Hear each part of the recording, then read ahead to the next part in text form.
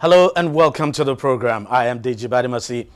It's been a difficult few days for the country, especially with the people in the northwestern part of Nigeria. Now, Nigerians were thrown into dejection when news broke about an attack on an Abuja-Kaduna train with over 300 passengers. Terrorists used improvised explosive device now to blow up the rail track, bringing the train to a stop before they opened fire on the stationary train, killing some passengers in the process. The terrorists then proceeded to kidnap a number of passengers on the train. Several other passengers sustained injuries. And of course, the attack was not the first on that rail line. There was an attack in October 2021, and there had been warnings about potential attacks since 2019. But while it appears the government dragged its feet about improving security around the corridor, the outlawed groups swarming around the axis became more daring and decided to launch the recent attacks. The Minister of Transportation, Rotimi Amechi, has said after last year's attack, he put in a request for a digital surveillance equipment to monitor every train moving on tracks. But the request got bogged down in bureaucracy, and the funds have still not been released for the purchase of the equipment.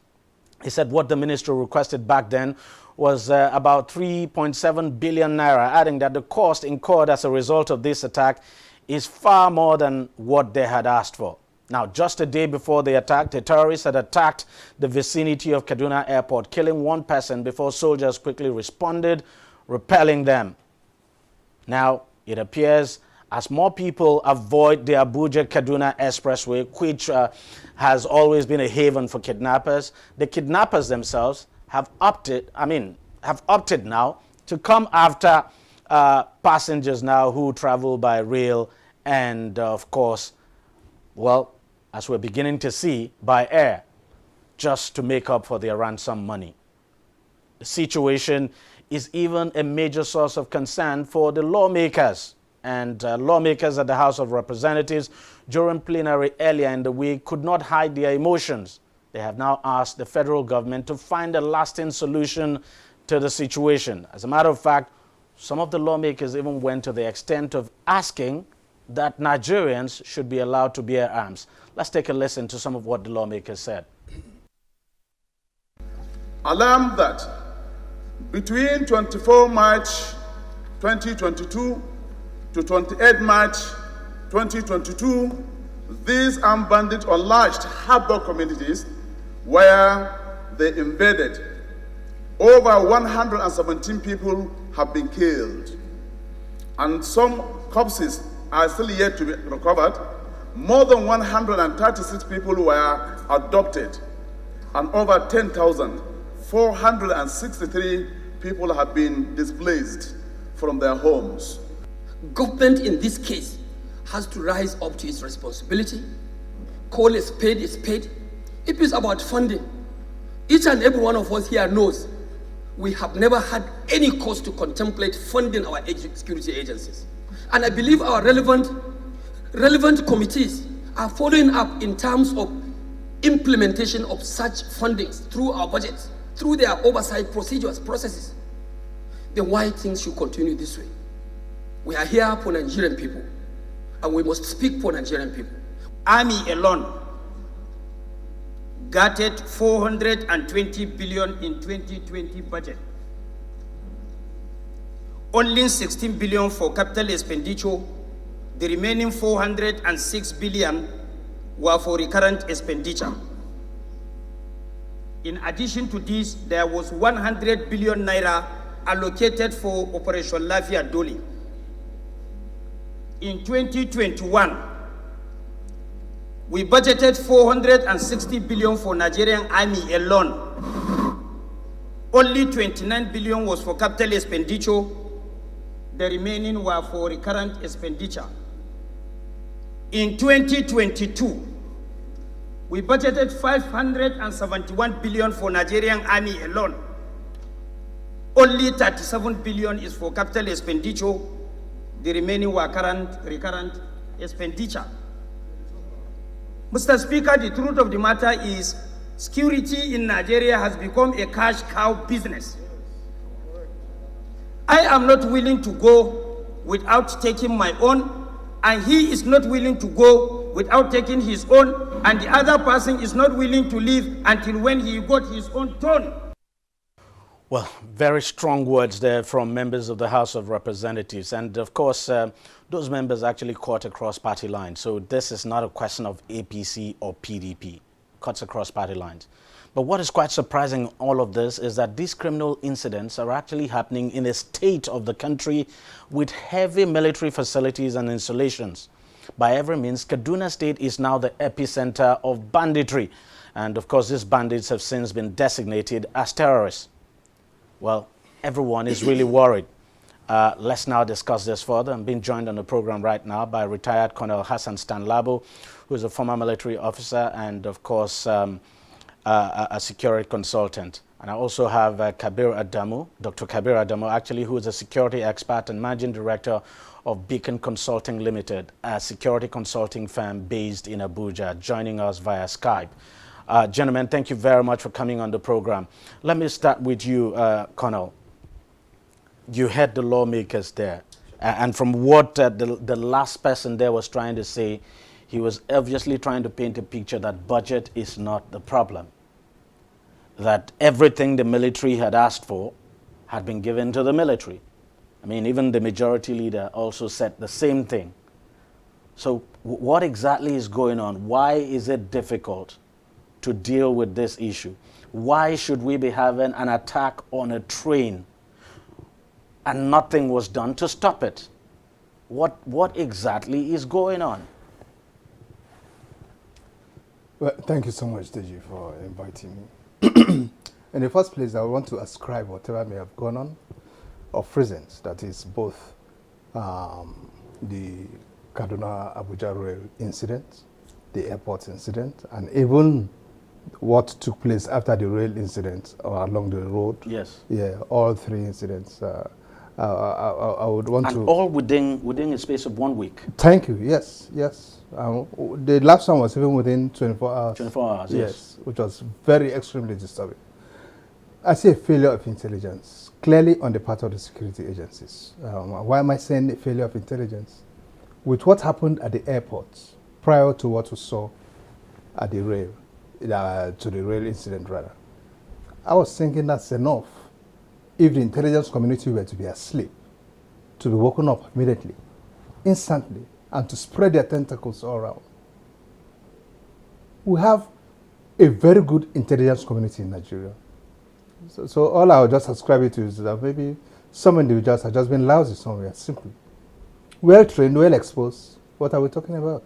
A huge money spent in training a good number of them, both in the SSS, the DMI, and so on. Well exposed guys. So what went wrong? They are just lousy and sleeping about. That's the best I can say. How come after the airport incident, the rail incident was not immediately pushed? How come even when the rail incident had taken place, that road had not immediately been... What is happening? The intelligence community must sit up. Before we begin to turn blames to what is happening in the Nigerian Railway Corporation, this, that, and that, first and foremost, our intelligence community must sit up. As far as this entire operation has been is concerned, be it from whether when we were still branding all these boys bandits and so on, yeah, to now when we have all resolved their terrorists. Right from the word go up to now, I have not been too satisfied with intelligence delivery. I have personally not been too satisfied with intelligence delivery. Something is just wrong somewhere. Is it that the entire community is not as united as we expect them to be? DMI is operating on its own, DSS is operating on its own, the police, CID, or what is wrong?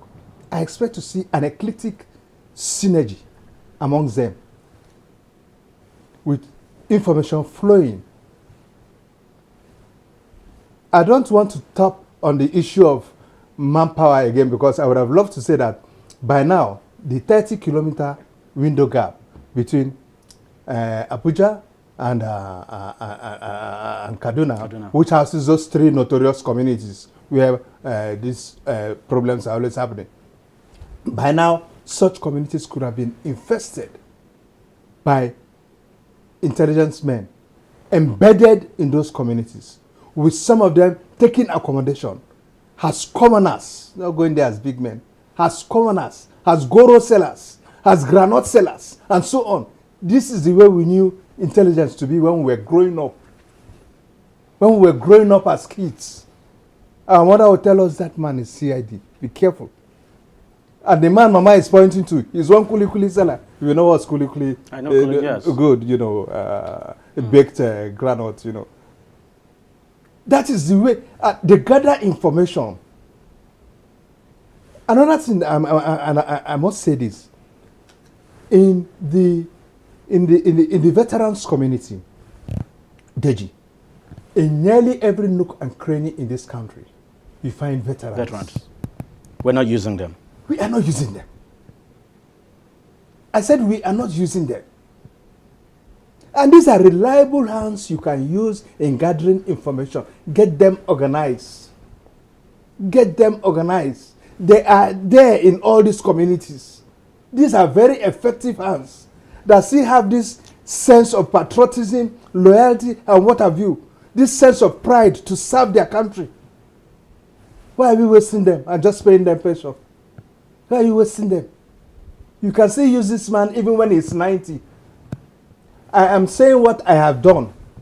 I was in charge of an operations way back in, is it in the 90s or so, at Akwa Ibom, okay, where Ika local government had become something else. And I was placed in charge of that operation as a bloody major then.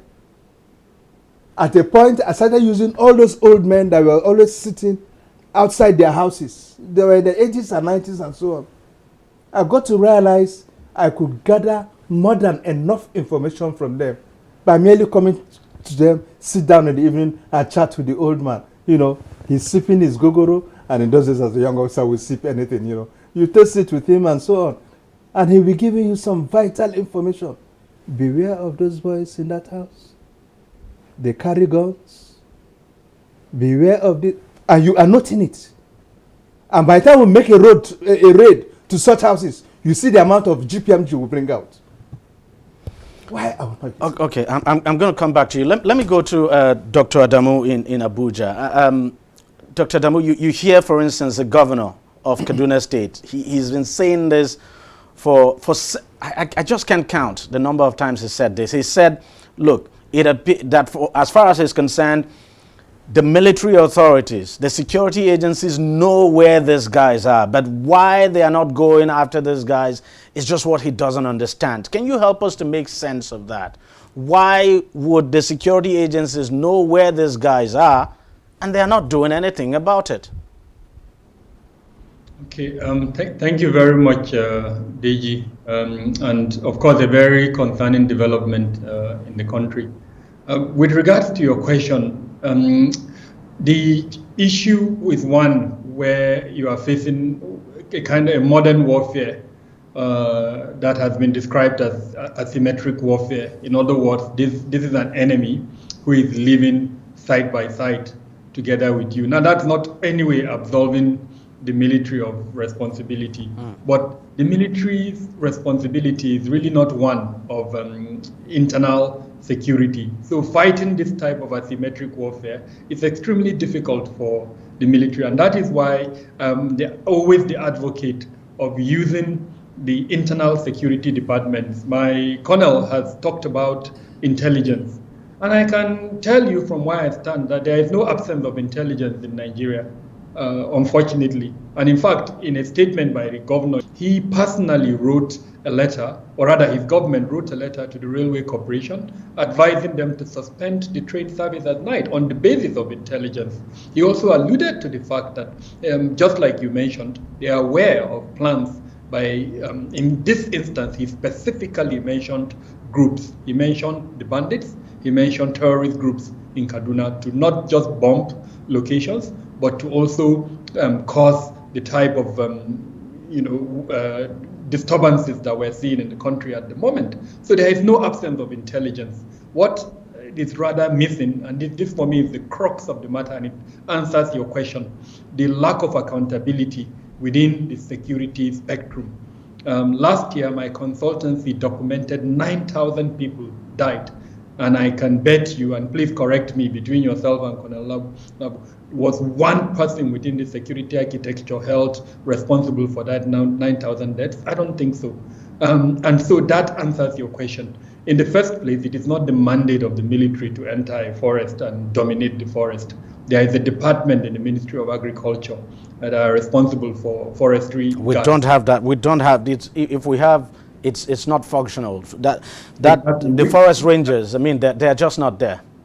Exactly. No, well, to the extent that they do collect, they do submit a budget every year, yes, and that budget is passed, they are in existence. And that is why I don't agree with that member of the House that stood up to, in my honest opinion, and with due respect to him, that made the political statements he made, that he has the capacity for legislative oversight. And that means if they pass a budget to a particular government department, it's not just for them to invite that government department occasionally. They should really go out and ensure that whatever that department says it's going to do, in this instance, it's a forestry guards. They are supposed to dominate those forests and be our eyes and ears and prevent those forests from being used by gunmen. DEJI, it's not easy to abduct and keep almost 1,000 people. Yes. You cannot keep them within civil environments. They are keeping them in these ungoverned spaces.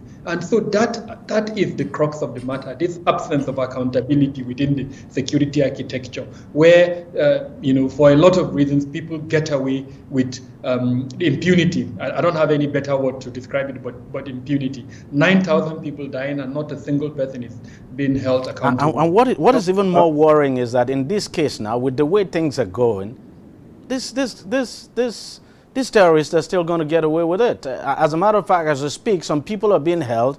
Their families have been called for ransom. And obviously, there must be some kind of negotiation going on the ground. But we don't know where these people are. I mean, our security agencies are telling us, as far as I'm concerned, that's what they are telling us. They do not know where these people are.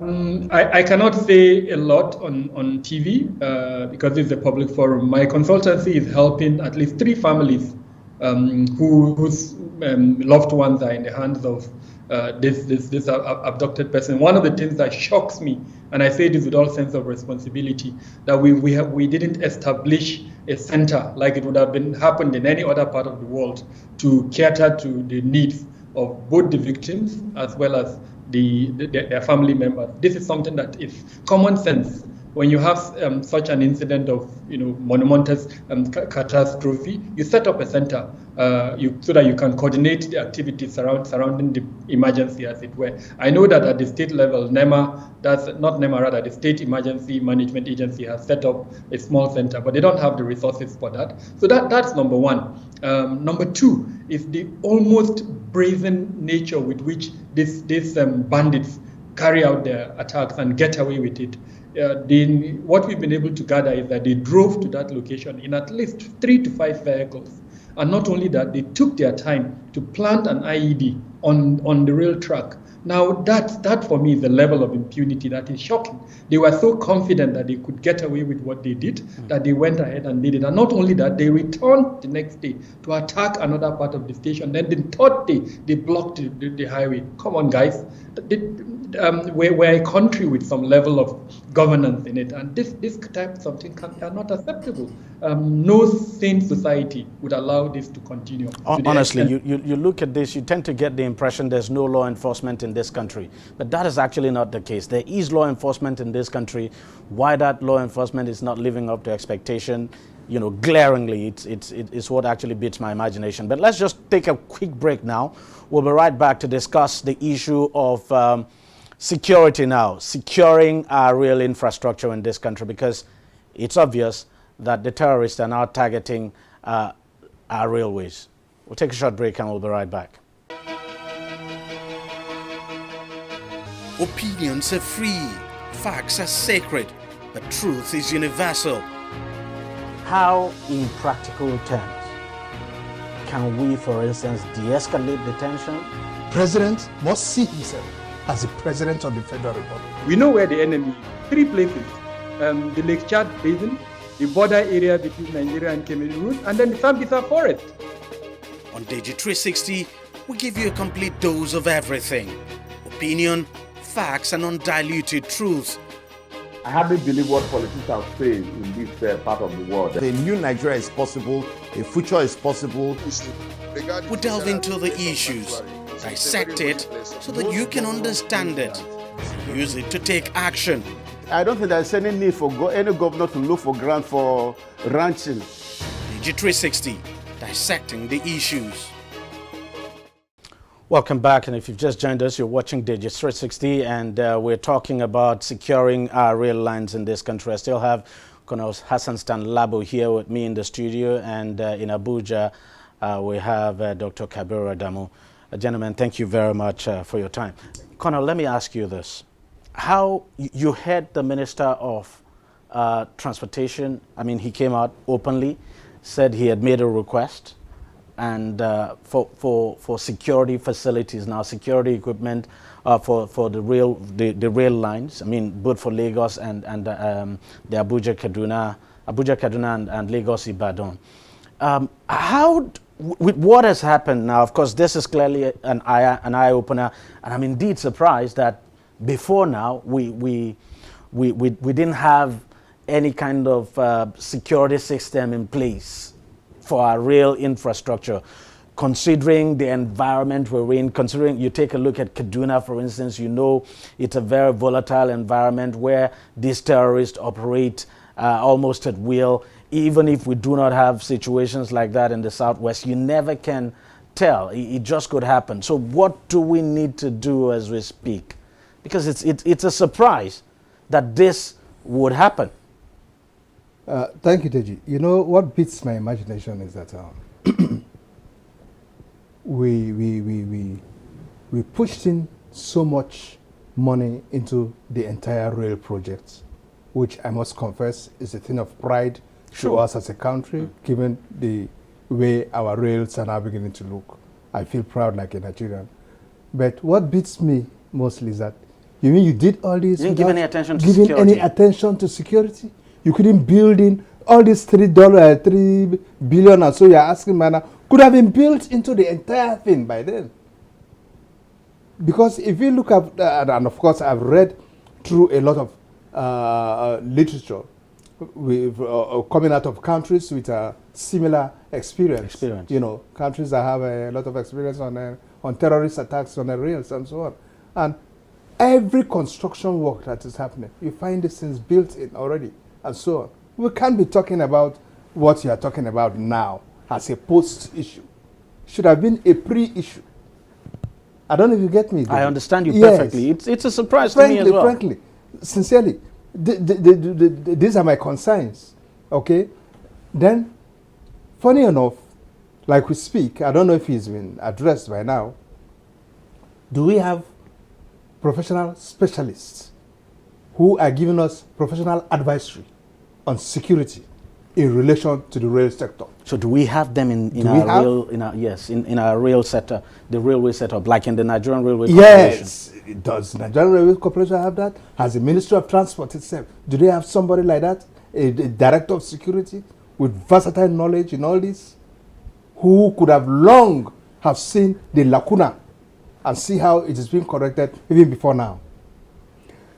Secondly, how regular do we conduct our risk assessment and analysis, you know, on our assets in the rail sector, be they movable assets or non-movable assets? Thirdly, do we have a security plan for the Nigerian Railway Corporation? And if I may ask, is there a mitigation strategy? Obviously, I mean, from what we have seen, from the incident that just happened, I don't think we have. If we do, they're just not working. So if we answer all these questions to our satisfaction, objectively, I think we shall see how relaxed we are. And all we have just done is to bring a beautiful bride, the new face of the Nigerian Railway Corporation, without probably taking care of all this. So tell me why the bride will not one day pack her things and go back to her parents. We need to address all this. When terrorists make up their mind to attack the rail sector of any given country or community, they come in 3 different ways. One, they either try to destroy the railway tracks itself or the rail coaches itself, so as to be able to, of course, access the people and so on. 2, they could do it through hijacking the rail, or they penetrate your data, okay, your database, because your database gives every information about the rail. Yes. Where it has to stop, how many minutes it's got to stop there, if it is rail that leads to, say, your wharfs, your Papa wharf or whatever and so on. What is the content? What are the, the baggage on board? Which one is to be disposed of at that very point, and so on and so forth. With such database, they can now plan their operations. Thank God, we have not started such operations yet, which I would say these guys will be able to lay hands. And the sort of war we are fighting does not involve movement of all these military weapons and so on. Because military weapons and equipment at times are bulky. Yes, bulky. And in most cases, they're moved by rail. That's why you find, wherever you find military locations, you find rail linking the barracks and so on, because of movement of not just their soldiers, equipment, and so on. So there's a danger of interception. I mean, you just can't rule that out. That's it. You can't rule that out. Okay? And way back 2014, when I sounded a warning to the relevant quarters concerning the possibility of Boko Haram. Back in 2014? Way back 2014. This is a whole write-up on that. Way back 2014, I distributed this round. Every stakeholder within the rail and transport sector in this country should have a copy of this on this table, except they want to tell you they disagree with what I'm saying. The point I'm trying to make here is that I highlighted that, look, it is likely Boko Haram might begin to go outside its purview of interests and move into areas where we don't expect them to move into. And by that, I was saying the following sectors might be threatened. Our rail sector, where of course we will have huge harvests in terms of human casualties. Our leisure sector, that is the 5-star hotels, 5-star restaurants, and so on, where they will not only just have some huge harvests, but very important persons, VIPs, that will be casualty from those 5-star hotels. It will boost their morale. And then they get global headlines. And they get global headlines. I mentioned all this. I expected somebody somewhere to sit down, go through such a document. I'm not saying call me for any discussion, but please see how you can safeguard my country. It's baffling. Even acknowledgement. I said acknowledgement. You didn't get. I didn't get. 2 or 3 weeks back, again, I did a modified copy of this, coming out this time around with 2-3 weeks before this attack. Yes, coming out again with what I call mitigation requirements for each of the issues I raised. I came out with mitigation requirements, itemized, where I expect you to use sensors, where to use this, where to make sure you have your surveillance equipment, and what type of surveillance equipment. It's all spelled out here. All spelled out here. But this is a country where nobody cares. Who cares about you? Let me go to you. let me come to you, Dr. Adamu.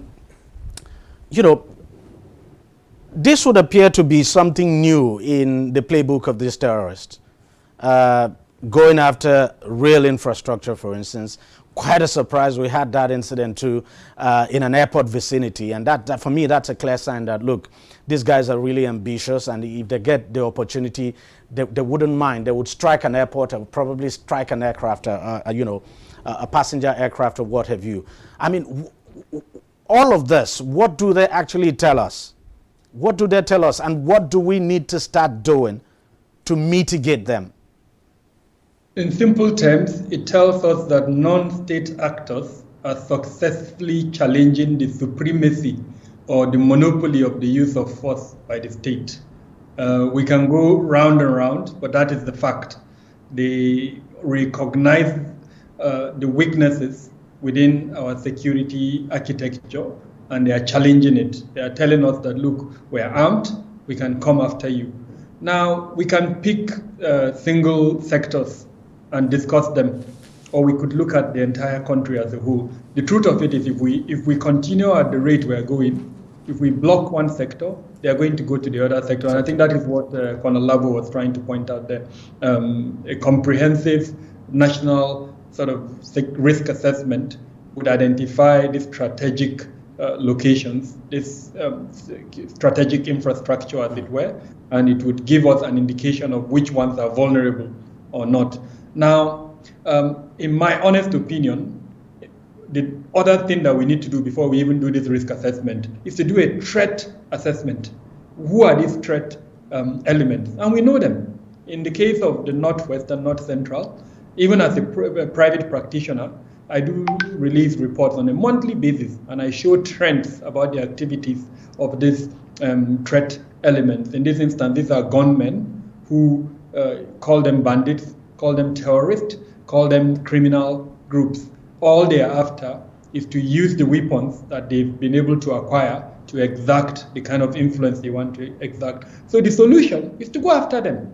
We can go round and round and round. As long as we don't go after them, then honestly, this thing will not stop. And in this regard, my honest opinion and what I'm advocating is for the president to issue a tasking order to all the security departments, 27 of them, issue a clear tasking order that I want the identity and the profile of the membership of these groups. Like I said, 3, criminal, terrorist, and bandit groups. Issue that tasking order, give these security agencies 1 month with which to produce the identity, the profile of these individuals. And once they are produced, if another tasking order should follow, that they go after them, arrest them, and if they resist arrest, you have my authority to kill them. Because these are provisions within our National Security Strategy and the Terrorism Prevention Act.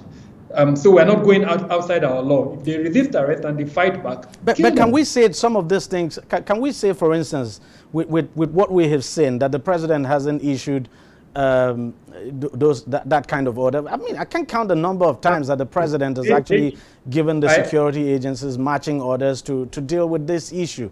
But I chose my word. I chose my words carefully. I said a tasking order. A tasking order is what the president transmits to these organizations, and it's like a general being told to go and achieve something. If he doesn't, he knows what will happen to him. Because that's the third point I wanted to mention. After the tasking order, the 2 that I've mentioned, the next thing should be monitoring and evaluation.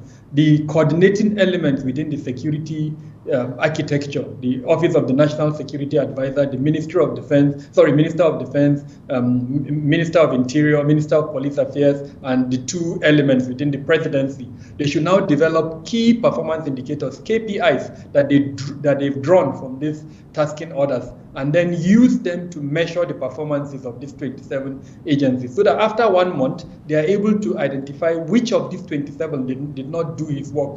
Colonel Stan Lambo has given us a very vivid description of how intelligence should be conducted. Now, these KPIs can run along that line. If at the end of that 1 month, they do not produce the identity and the profile of these individuals, including their locations where they are hibernated, then whoever fails to do that, we should either, in fact, one of 2 things, either to penalize him for wasting government resources, or to just remove him, let him give way to a more competent person who can do it. Of course, the next order is that they should go after these persons. Associated with that is to publish their identity. It is unfortunate that almost more than a decade into this issue, we still do not have the identity of these individuals. We should identify them so that even a young person growing up knows that this is a terrorist, and wherever he sees him, he knows to call the relevant agency to report. I can bet you today that one of the foremost terrorists in Zamfara is known to be running a transportation service. Everybody in that neighborhood knows that transportation service belongs to that individual. So what is wrong with our Terrorism Prevention Act? Why are we not implementing it? What is wrong with the National Counterterrorism Strategy? Why are we not implementing it?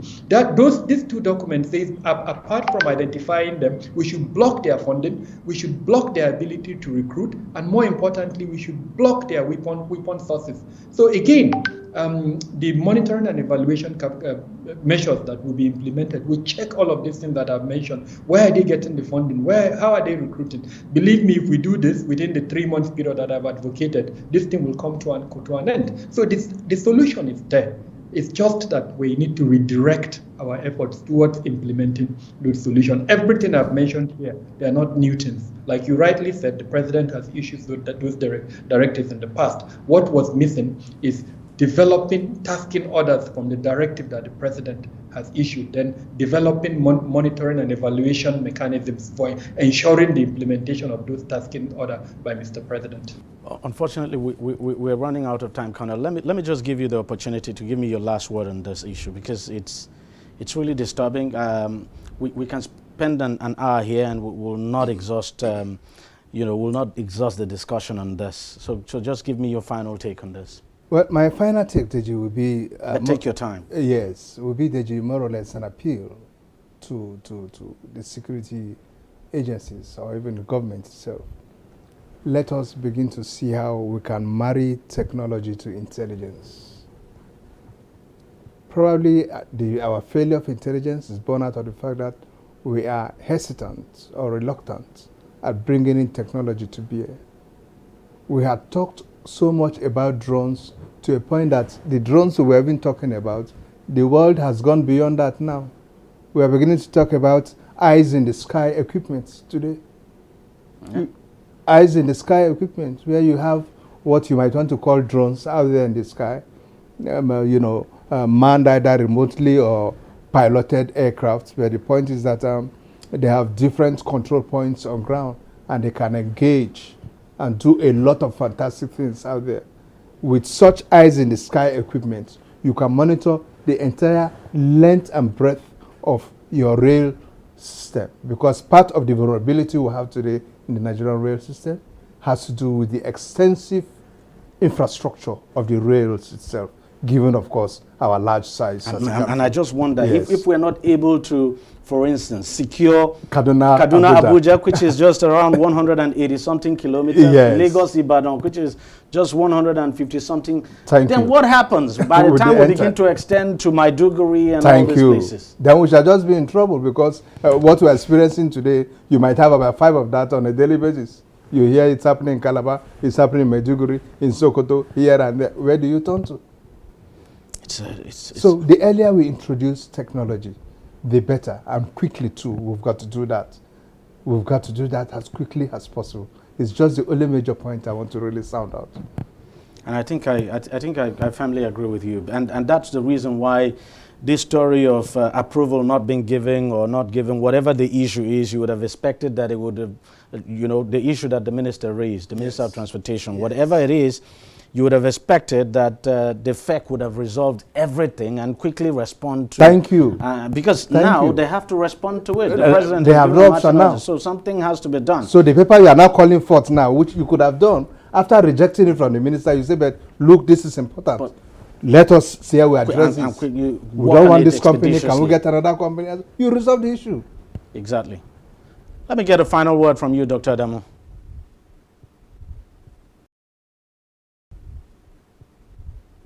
I would, with all due respect, I would like to burst your bubble here. Yeah, technology is good, but not necessarily in the area of surveillance. Surveillance is just one component of a security layer. Colonel Stan Lambo knows what I'm talking about. A good security arrangement has 4 layers. And if you are only focusing on just one component, and that component is actually subsumed under intelligence, the surveillance seats would go into intelligence. Whatever security arrangement we have to do has to have those 4 layers. Let me just give a scenario, and Colonel Stan will understand what I mean. If you build sensors on the rail line, and then the enemy, in this instance, we know they have RPGs. They go outside, let's say 15 kilometers or a long distance from there and shoot the train that is moving, the locomotive, and derail it. How many minutes will it take them to come and kidnap whoever is inside that plane? So we need to look at security along these concentric cycles, these 4 layers that I've mentioned. This is a public forum. I don't need to say more, but the reality is when we're embracing technology, we should embrace it along the areas of deterring, denying, delaying, and where necessary to also arrest and to prosecute the whoever the perpetrator is. There is post-deployment of technology and there is pre-deployment of technology. Now, after the fact, the bombing, that train is a whole channel of evidence. I'm not convinced that we've harvested that evidence. I've seen senior government officials going to that train. All I see them doing is destroying the evidence that should have been procured and kept in evidence rooms, so that the day we arrest that perpetrator, that is the evidence, forensic evidence that we use in the prosecution. So let's embrace technology along. All right, gentlemen, thank you very much for coming on the program. Thank you for sharing your ideas with us, and we hope that the appropriate authorities are listening, because we keep talking and talking every time here, and somehow you get the impression nothing gets done. I mean, we're talking about the Abuja-Kaduna train attack today. We don't know which will happen, tomorrow. And when these things continue to happen, I mean, they bother us a lot. And if nothing is done about this train attack, the truth is that more and more people will begin to run away from that. And if people, you can't travel by road because the roads are dangerous. You can't fly because this bad guys are now targeting, they're targeting flights. You can't also travel by rail. What do you do? What do you do? And they keep coming closer to us on a daily basis. It's like I said it somewhere that it's like a chokehold. It's like a chokehold. Something has to be done. Can't just allow this to continue like this. Thank you very much for coming on the program. And thank you, Dr. Adamu, for your time. Well, that's how much we can take on the program this week. We thank you very much for watching. I'll see you again next week. Bye-bye.